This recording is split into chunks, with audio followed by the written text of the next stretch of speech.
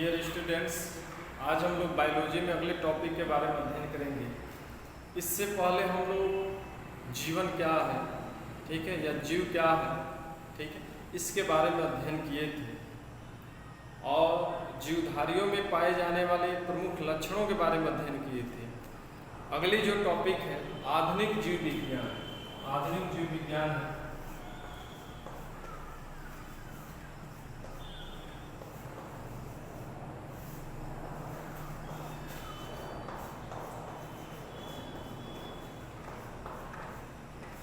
आधुनिक जीव विज्ञान मॉडर्न बायोलॉजी।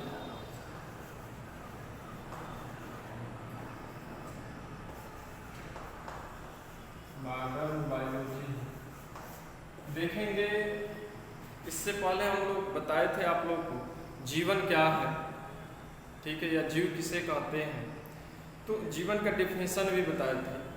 उसी से संबंधित देखेंगे कि बाद में जब वर्तमान युग आया तो वैज्ञानिकों ने अनेक प्रकार के यंत्रों का खोज किया, अनेक प्रकार के अन्वेषण किए और अनेक प्रकार के उपकरण की खोज हुई। इन उपकरणों की सहायता से नई नई विधियों का, नए नए टेक्निक्स का विकास हुआ और इस टेक्निक्स का ही उपयोग करके जीवन या जीव क्या है इनके बारे में वैज्ञानिकों ने अनेक प्रकार के सिद्धांत बनाए और ये सभी के सभी सिद्धांत जो है ये लगभग एक ही बिंदु के चारों इनकी सारी पॉइंट जो है रोटेट होता है। यानी कहने का मतलब है इनके सभी सिद्धांत कहीं ना कहीं एक दूसरे से थोड़ा बहुत मेल खाता है, ठीक है।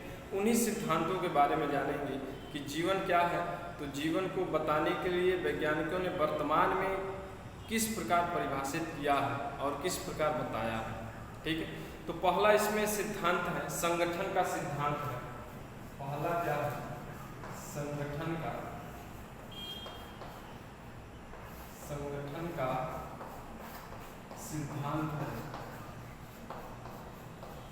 ठीक है।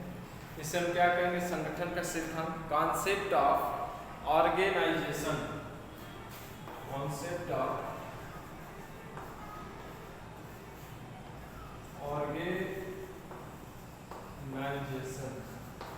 Concept of organisation.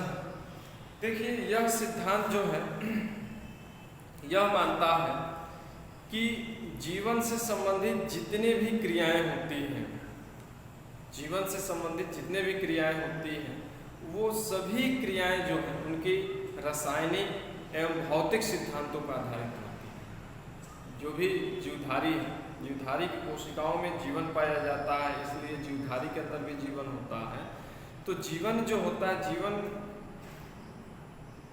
के अंतर्गत आने वाले जितनी भी क्रियाएं होती हैं सभी की सभी क्रियाएं रासायनिक और भौतिक सिद्धांतों पर आधारित होती है। अर्थात कहने का मतलब है कि जीवधारी के अंदर होने वाली जितने भी जैव क्रियाएं होती हैं, जैव प्रक्रियाएं होती हैं, उन जैव प्रक्रियाओं में भाग लेने वाले घटक पर निर्भर नहीं करता है, बल्कि उनकी रासायनिक और भौतिक संगठन पर निर्भर करता है कि जीवधारी के अंदर पाए जाने वाले जो भी घटक होते हैं उन घटक के भौतिक और रासायनिक संगठन क्या है इस बात पर निर्भर करता है, ठीक है। तो यानी कहने का मतलब है अगर जीवधारी के भौतिक एवं रासायनिक संगठन क्लियर अगर मालूम हो जाए तो जीवन को हम टेस्ट ट्यूब में भी उत्पन्न कर सकते हैं। ये सिद्धांत कहता है कि अगर जीवधारी के जीवन से संबंधित अगर भौतिक एवं रासायनिक संगठन के बारे में ज्ञान हो जाए तो जीवन की उत्पत्ति हम टेस्ट ट्यूब में भी कर सकते हैं, ठीक है। ये पहला सिद्धांत है। दूसरा सिद्धांत देखेंगे क्या है। दूसरा सिद्धांत जो है वो है जीवात्म जीवोत्पत्ति सिद्धांत।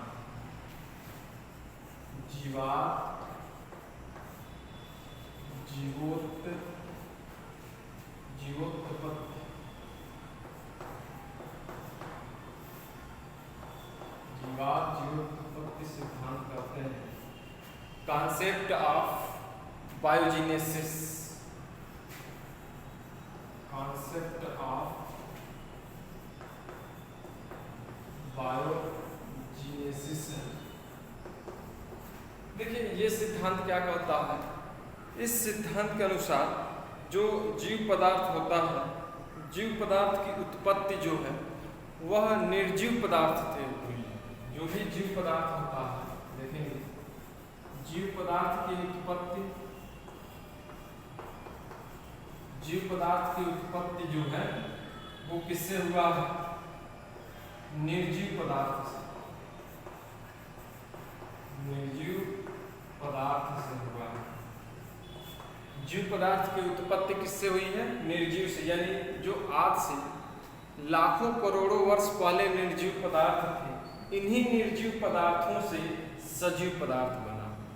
उस समय आज से लाखों करोड़ों वर्ष जो वातावरण की दशाएं ऐसी थी कि जो निर्जीव पदार्थ है, ये निर्जीव पदार्थ ही सजीव पदार्थ में परिवर्तित हो गया, उसके अंदर जीवन आ गया। ठीक है, जिनके कारण, ठीक है, वो वर्तमान में जब ये जीवन बना तब इस समय की जो वातावरण की दशाएं हैं इस प्रकार नहीं है कि निर्जीव पदार्थ से सजीव पदार्थ बन सके। यानी उस समय वैसी कंडीशन थी वातावरण में कि निर्जीव से सजीव बन सकता था, लेकिन वर्तमान में ऐसी दशाएं नहीं है कि निर्जीव से सजीव बन सके। ठीक है, तो ये सिद्धांत जो है ये मानता है कि जीवों की उत्पत्ति जो है वह निर्जीव पदार्थों से ही हुआ है। जो आदि काल के समय जो पदार्थ थे उन्हीं पदार्थों से ही जीवन बना, जो कि वर्तमान में बना और आज भी। ठीक है, तीसरा देखेंगे सिद्धांत। तीसरा क्या है, तीसरा जो सिद्धांत है वो है कोशिका मत। कोशिका सिद्धांत भी कह सकते हैं, कोशिका सिद्धांत, कोशिका सिद्धांत है। ठीक है, या कोशिका मत भी कहते हैं इसको। ठीक है, सेल थ्योरी, इंग्लिश में इसे सेल थ्योरी कहते हैं। पढ़े होंगे आप लोग सेल थ्योरी जो है, क्लास 9th में सेल थ्योरी पढ़े होंगे। देखिए कोशिका सिद्धांत किसने दिया, तो स्लाइडेन और श्वान, दो वैज्ञानिकों ने मिलकर इस सिद्धांत को दिया। ठीक है, तो स्लाइडेन और श्वान जो थे वो मानते थे कि इस पृथ्वी पर जितने भी जीवधारी हैं, सभी जंतु, सभी पादप, सभी बैक्टीरिया, ठीक है, ये सभी के सभी जो हैं एक या एक से अधिक कोशिकाओं से मिलकर बने होते हैं। एक या एक से अधिक कोशिकाओं और उनके उत्पादित पदार्थों से मिलकर बने होते हैं। ठीक है, इसमें नई कोशिकाएं जो बनती हैं वो अपनी पूर्ववर्ती कोशिका से बनती हैं। जब कोशिका में विभाजन क्रिया होती है तो पुरानी कोशिकाएं विभाजित होकर नई कोशिकाओं का निर्माण करती हैं, और यही कोशिकाएं जो हैं, इन कोशिकाओं की देखेंगे भौतिक संरचना, रासायनिक संरचना तथा उपापचय, इन तीनों में समानता पाई जाती है। किसी भी जीव की कोशिका हो, उन कोशिकाओं में 3 समानताएं जरूर पाई जाती है। उनकी भौतिक संरचना, उनकी रासायनिक संरचना और उपापचय, इन सभी कोशिकाओं में होता है, चाहे एक कोश की जीव हो अथवा बहुकोश की जीव हो। इसीलिए कहा गया है कि जीवन जो है, जीवन जीवधारियों के शरीर की समस्त कोशिकाओं के क्रियाओं का योग है। इनका मानना है कि जीवन जो है यह जीवधारी के शरीर में पाए जाने वाले समस्त कोशिकाओं में होने वाली जो क्रियाएं होती हैं उन्हीं क्रियाओं का ये योग है। ठीक है, कौन, जीवन। ठीक है, तो इस प्रकार यह कोशिका सिद्धांत इस बात को मानते हैं। इसीलिए कहा गया है कि कोशिका जो है यह जंतुओं एवं पादपों की मूलभूत संरचना होता है। ठीक है, मूलभूत संरचना या मूलभूत संरचना की इकाई होती है। तीसरा सिद्धांत देखेंगे। तीसरा जो सिद्धांत है वो है जैव विकास मत। चौथा होगा जैव विकास मत कहेंगे या सिद्धांत भी कह सकते हैं। ठीक है, मत भी कह सकते हैं या सिद्धांत भी कह सकते हैं। Theory of organic evolution, theory of organic evolution. देखेंगे जैव विकास क्या है। जैव विकास मत क्या है? प्रकृति में आज जो भी विविध प्रकार के वस्तुएं विद्यमान हैं या जीव कहेंगे, प्रकृति में जितने भी अनेक प्रकार के जीव विद्यमान हैं वो सभी के सभी, ठीक है, सभी जीवधारियों का जो निर्माण हुआ है वो एक ही जीव से हुआ है। यानी इनके सबके पूर्वज जो वर्तमान में देख रहे हैं, पृथ्वी पर अनेक प्रकार की जीव जातियाँ पाई जाती हैं। मानव एक जीव जाति हुआ, कुत्ता एक जीव जाति हुआ, ठीक है। ये सभी के सभी जीव जातियों के पूर्वज जो थे वो एक ही थे, ठीक है। लेकिन इन पूर्वजों में जब समय के अनुसार परिवर्तन होते गया, ठीक है, तो धीरे धीरे यह परिवर्तन होते होते लाखों करोड़ों वर्ष के बाद नई नई जीव जातियों का निर्माण हुआ। यानी कहने का मतलब है कि जीवधारियों का जो वर्तमान में निर्माण हुआ है उन सब का निर्माण एक ही पूर्वज से हुआ है, जो समय के अनुसार उनमें परिवर्तन हुआ और यह क्रिया पीढ़ी दर पीढ़ी चलती गई, परिवर्तन होते गया और नई नई जीव जातियों का निर्माण हुआ और उनमें जीवन बना, ठीक है। तो ये सिद्धांत यानी जैव विकास पर, ठीक है, निर्भर करता है, विश्वास करता है। पांचवा पॉइंट देखेंगे, पांचवा है जीन मत। पांचवा क्या है? जीन मत, ठीक है। जीन मत कहते हैं या इसको हम कह सकते हैं जीन थ्योरी भी कह सकते हैं। मतलब सिद्धांत ही होता है जीन थ्योरी।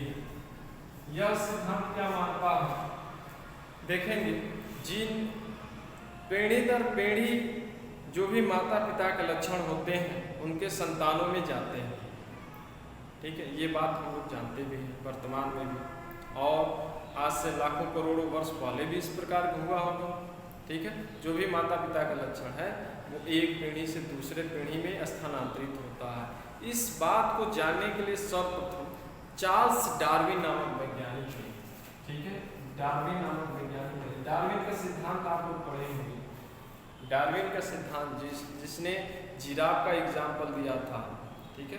तो चार्ल्स डार्विन नामक वैज्ञानिक ने जीवधारियों में किस प्रकार माता पिता के जो भी लक्षण होते हैं अगले पीढ़ी में जाता है, इससे संबंधित एक सिद्धांत बनाया, एक मत प्रस्तुत किया जिसे हम सर्वजनन मत कहते हैं। सर्वजनन मत,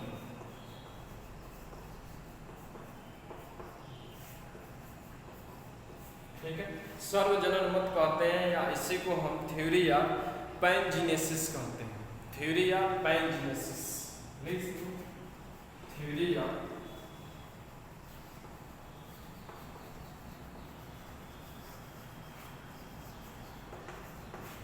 थ्योरी ऑफ पैनजीनेसिस कहते हैं।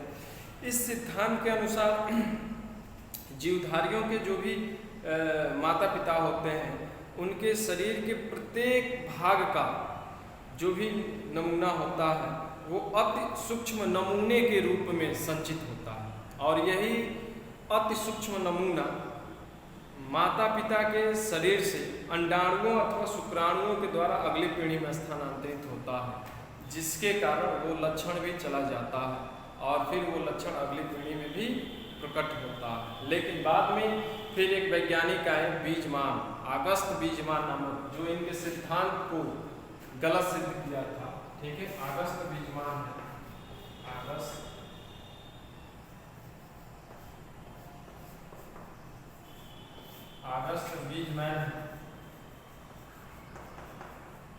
अगस्त बीजमैन नामक वैज्ञानिक ने इस निर्माण कर दिए गए सिद्धांत को गलत सिद्ध किया और बाद में इन्होंने एक और सिद्धांत प्रस्तुत किया जिसे जनन द्रव्य प्रवाह मत कहते हैं। जनन द्रव्य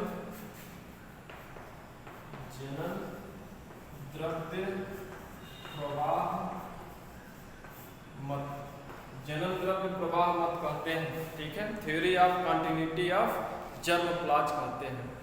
इनके अनुसार जो भी जीवधारी के शरीर होते हैं, ठीक है, जब भ्रूण का निर्माण होता है तो उस भ्रूण के निर्माण के समय ही जनन द्रव्य और देह द्रव्य दो भागों में पृथक हो जाता है, ठीक है। जिनमें से जो जनन द्रव्य होता है यह संतान के लक्षणों को प्रदर्शित करता है। और यह जनन द्रव्य किससे प्राप्त होता है? माता पिता के द्वारा। माता पिता के द्वारा उनके अंडाणु और शुक्राणुओं के द्वारा अगले पीढ़ी में जाता है, जिससे अगले पीढ़ी में वो जाने पर उस लक्षण को भी लेकर जाता है और फिर वो लक्षण अगली पीढ़ी में प्रकट करता है। ठीक है, यानी जनन द्रव्य को इन्होंने माना। और आधुनिक, आप देखो आधुनिक वैज्ञानिक क्या किए, इसी जनन द्रव्य को, ठीक है, उन्होंने गुणसूत्र कहा। क्या कहा? गुणसूत्र। देखेंगे यही गुणसूत्र जो होता है, गुणसूत्र क्रोमोजोम कहते हैं, क्रोमोजोम, क्रोमोजोम।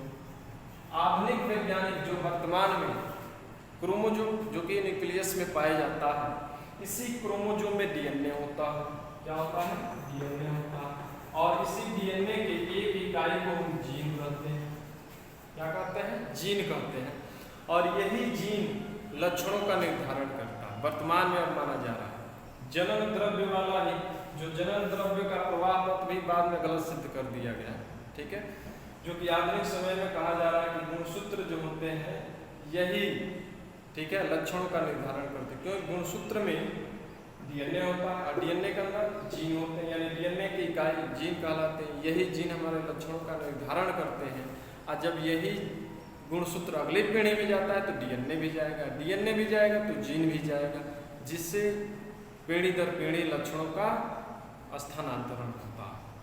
ठीक है, जिनके कारण जब पीढ़ी दर पीढ़ी ये स्थानांतरण जीन होगा तो इनमें किंचित परिवर्तन होते जाएगा, थोड़ा बहुत क्या होगा? परिवर्तन होगा। और जब परिवर्तन होगा तो अगली पीढ़ी में जो भी संतान होंगे उनमें भी लक्षण परिवर्तित होगा। और जब लक्षण परिवर्तित हो जाएगा तो एक लंबे समय के बाद जो भी उनके संतान होते हैं दूसरे संतानों से बिल्कुल भिन्न हो जाते हैं, अर्थात एक नई जीव जाति का निर्माण कर लेते हैं। ठीक है, तो ये जो है जीन मत ये कहता है। अगला पॉइंट देखेंगे, छठवां जो पॉइंट है, छठवां पॉइंट जो है वो है एंजाइम मत।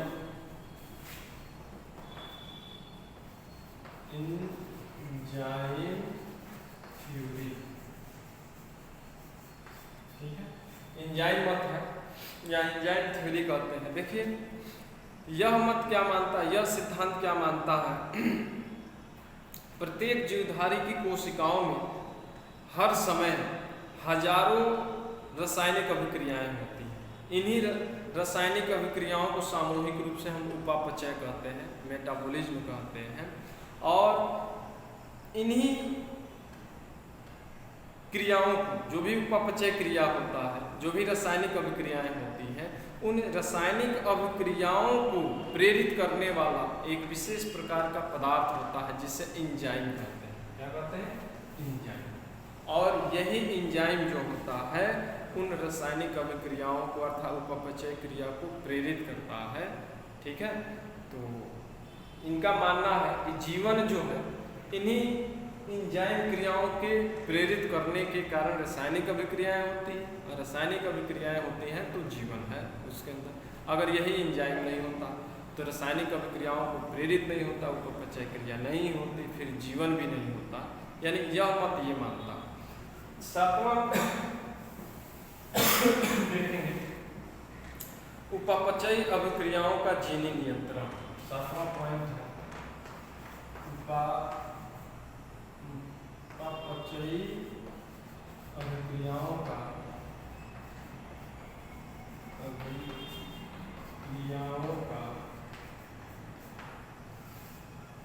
ठीक है, उपापचयी अभिक्रियाओं का जीनी नियंत्रण।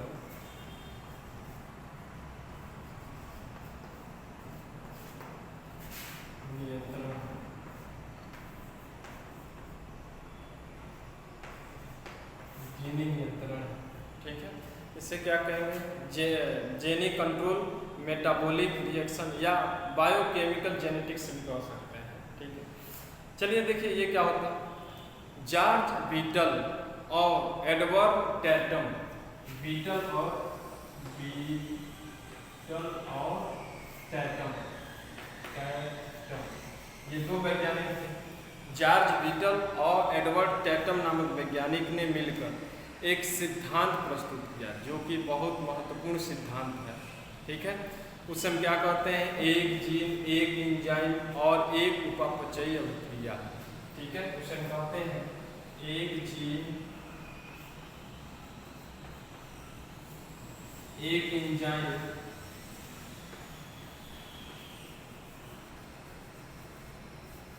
और एक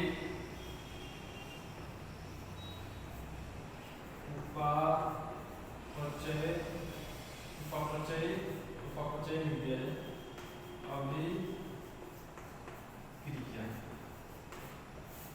ठीक है, देखिए क्या करते हैं, एक जीन, एक एंजाइम, एक लिख दिया जाए, एक जीन, एक एंजाइम, एक उपापचयी अभिक्रिया। यानी इनका मानना है कि जीवधारियों में जो उपापचयी क्रियाएं होती हैं, जीवधारियों के अंदर कोशिकाओं में अनेक प्रकार की रासायनिक अभिक्रियाएं होती हैं जिनको क्या कहते हैं, उपापचय अभिक्रिया कहते हैं। तो जीवधारियों में जो उपापचय क्रिया होता है, यह इस उपापचय क्रिया को प्रेरित करने का कार्य या नियंत्रित करने का कार्य एंजाइम करता है। ठीक है, और एंजाइम के बनने की क्रिया को कौन नियंत्रित करता है, जीन। क्या करता है, जीन। ठीक है, तो जीन में अगर कहीं दोष आता है तो एंजाइम भी दोषयुक्त हो जाएगा, और जब एंजाइम दोषयुक्त होगा तो उपापचय क्रिया को भी दोषयुक्त बना देगा, जिनके कारण उपापचय क्रिया अगर सही नहीं होगा तो फिर जीवन भी ठीक प्रकार से, यानी जीवन भी नहीं रहेगा। ठीक है, यानी कहने का मतलब है कि ये तीनों एक दूसरे से जुड़े होते हैं और इस प्रकार जुड़े होते हैं। ठीक है, यानी जीन पर ही निर्भर करता है। जीन अब अगर दोषयुक्त है तो एंजाइम दोषयुक्त होगा। ठीक है, और फिर उपापचय क्रिया भी ठीक प्रकार से नहीं होगी। तो ये रहा। अगला है विभेदक जीन क्रियाशीलता। 8वां पॉइंट है, देखेंगे 8वां पॉइंट, विभेदक जीन क्रियाशीलता। विभेदक जीन क्रियाशीलता। ठीक है, इसी को हम क्या करते हैं, variable of differential gene activity. ठीक है, चलिए देखिए क्या होता है, किसी भी बहुकोशिकीय जीव के शरीर में देखेंगे कि जो भी वो बहुकोशिकीय जीव बनता है वो युग्मनज से ही बनता है। और युग्मनज कैसे बनता है, तो जो भी शुक्राणु होते हैं, अंडाणु होते हैं, आपस में निषेचन क्रिया करते हैं। निषेचन क्रिया, फर्टिलाइजेशन क्रिया होने के बाद अगली प्रवस्था आती है जिसे हम क्या कहते हैं, जाइगोट कहते हैं। और जाइगोट जो होता है एक कोशिकीय होता है, याद रखिएगा, जाइगोट एक कोशिकीय होता है। इसी जाइगोट में बारंबार जब समसूत्री विभाजन, माइटोटिक डिवीजन क्रिया होती है तो अनेक प्रकार की कोशिकाएं बनती हैं। इन्हीं कोशिकाओं में देखेंगे कि इन्हीं कोशिकाओं में जीन तो लगभग सब कोशिकाओं में समान ही होता है, गुणसूत्रों की संख्या समान ही होती है, लेकिन अलग अलग कोशिकाओं में, अलग अलग अंगों की कोशिकाओं में जो जीन की सक्रियता जो होती है वो अलग अलग होती है। याद रखिएगा, अलग अलग कोशिकाओं में जो जीन की क्रियाशीलता होती है अलग अलग होती है। यही कारण है कि भिन्न भिन्न प्रकार के अंग बनते हैं और भिन्न भिन्न अंगों में क्रियाएं भी भिन्न भिन्न प्रकार की होती हैं। जैसे लीवर का काम दूसरा होता है, आँख का काम दूसरा होता है, किडनी का काम दूसरा होता है, लेकिन इन सभी अंगों का जब जीनों की संरचना देखा जाए तो एक ही समान होगा, डीएनए देखा जाए तो एक समान होगा, लेकिन क्रियाशीलता अलग अलग अंगों में अलग अलग जीनों की होती है। इन्हीं जीनों के अलग अलग क्रियाशीलता के कारण अलग अलग अंगों में जैविक क्रियाएं भी जो भी होती हैं अलग अलग प्रकार की होती हैं। ठीक है, तो ये सिद्धांत इसी बात को मानता है। अगला है जीव इनके वातावरण या समस्थैतिकता। लूंगा जीव एवं उनके वातावरण, जीव इसका वातावरण एवं समस्थैतिकता, इसका वातावरण एवं समस्थैतिकता।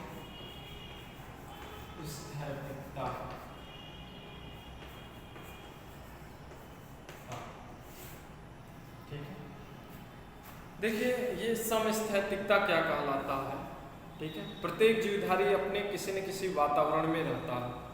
वातावरण में थोड़ा भी कोई परिवर्तन होता है तो जीवधारी अपने शरीर की कार्यकी को, फिजियोलॉजी को एवं उपापचय क्रिया में भी आवश्यकता अनुसार परिवर्तन कर लेता है। याद रखिएगा, फिर बता रहे हैं, प्रत्येक जीवधारी किसी न किसी वातावरण में रहता है। जब वातावरण में किसी प्रकार का परिवर्तन होता है, चेंजेज होता है, तो जीवधारी भी अपने शरीर की फिजियोलॉजी कार्यकी में और उपापचय में आवश्यकता अनुसार परिवर्तन कर लेता है। और परिवर्तन इसलिए करता है क्योंकि उसे जीवित रहना है, वातावरण के साथ अनुकूल दशा में रहना है, ताकि अपने शरीर की जो अंतः वातावरण है, इस अंतः वातावरण की अखंडता भंग न हो, इस शरीर की अंतः वातावरण की अखंडता टूट न पाए। इसलिए अपने वातावरण के अनुसार अपने उपापचय क्रिया में, अपने शरीर की कार्यकी में क्या करता है, परिवर्तन कर लेता है, जिसके कारण वो अपने वातावरण के साथ अनुकूल दशा में आ जाता है और जीवित रहता है। अगर वातावरण के अनुसार अपने बॉडी की कार्यकी में, फिजियोलॉजी में, इसके अतिरिक्त उपापचय क्रिया में परिवर्तन नहीं करता है तो वातावरण उसको नष्ट कर देगा, क्योंकि जो आंतरिक या ये कहें अंतः वातावरण जो होता है उसकी अखंडता भंग हो जाती है, ठीक है, फिर उसकी मृत्यु हो जाती है। इसी क्रिया को, अपने अंतः वातावरण की अखंडता को बनाए रखने की क्रिया को ये क्या कहते हैं, समस्थैतिकता कहते हैं। क्या कहते हैं, समस्थैतिकता कहते हैं, ठीक है। ये समस्त जीवधारियों में पाई जाती है, ठीक है। देखेंगे कि इसकी खोज किसने की, तो इसकी खोज जो है क्लाडी बर्नार्ड ने की।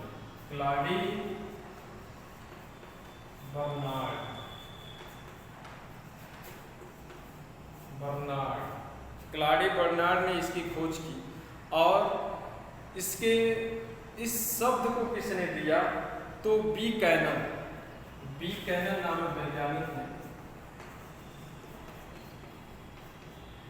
बी कैनन नामक वैज्ञानिक ने समस्थैतिकता शब्द को दिया और खोज किसने की, क्लाडी बर्नार्ड ने की। तो आज के लिए बस इतना ही, ठीक है। आधुनिक जीव विज्ञान से संबंधित ये सभी सिद्धांत थे जो कि आप लोग को हम बता दिए, ठीक है। कल अगले टॉपिक के बारे में हम लोग स्टार्ट करेंगे। अब मेन टॉपिक पर हम लोग आएंगे जहाँ से पढ़ना आवश्यक है। इससे पहले बुक में जितने भी बातें दिया है आप लोग देख लेंगे थोड़ा बहुत, ठीक है। वैज्ञानिकों का नाम दिया है, इसके अलावा बायोलॉजी के ब्रांच दिया है, कितने ब्रांच होते हैं, कौन कौन होते हैं, ठीक। इनको थोड़ा आप लोग देख लेंगे, बुक से पढ़ लेंगे, ठीक है। बाकी यहाँ से अब मेन टॉपिक हम लोग स्टार्ट करेंगे, ठीक है। इससे पहले जितने भी थे वो थोड़ा इंट्रोडक्शन से ही संबंधित थे, ठीक है, परिचय से ही संबंधित थे, इसलिए उसको हम बताएं। आगे हम लोग मेन टॉपिक कल से स्टार्ट करेंगे।